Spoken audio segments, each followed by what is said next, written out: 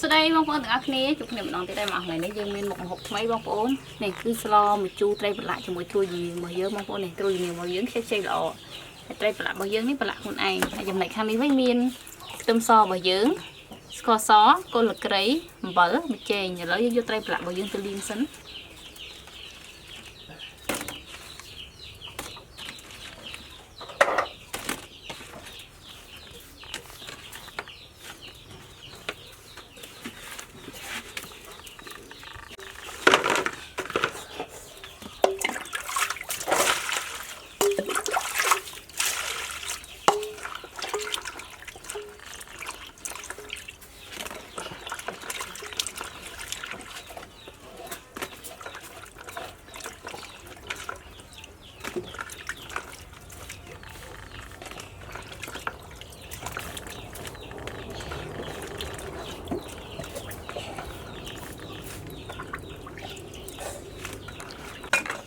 tao phải lên tray rồi á, là dân khăn trôi để mình bao giờ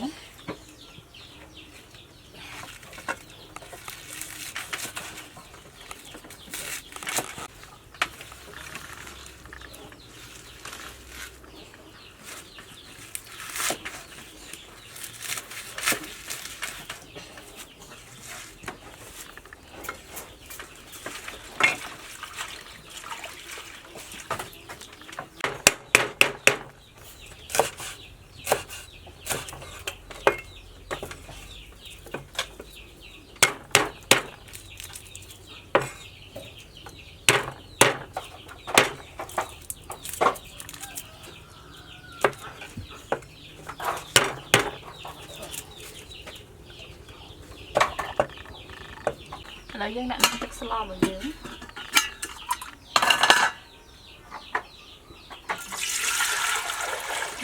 mà là một cái này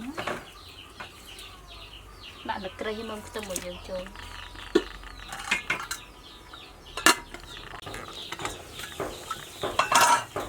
tất nhiên phú có dân ngã cây và lại một dướng trôi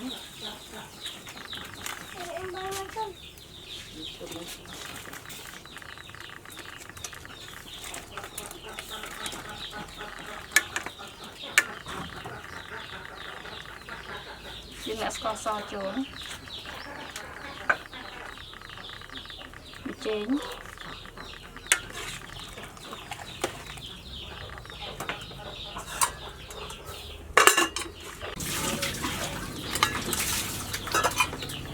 trứng mặt này sốt mình liền bằng dương trốn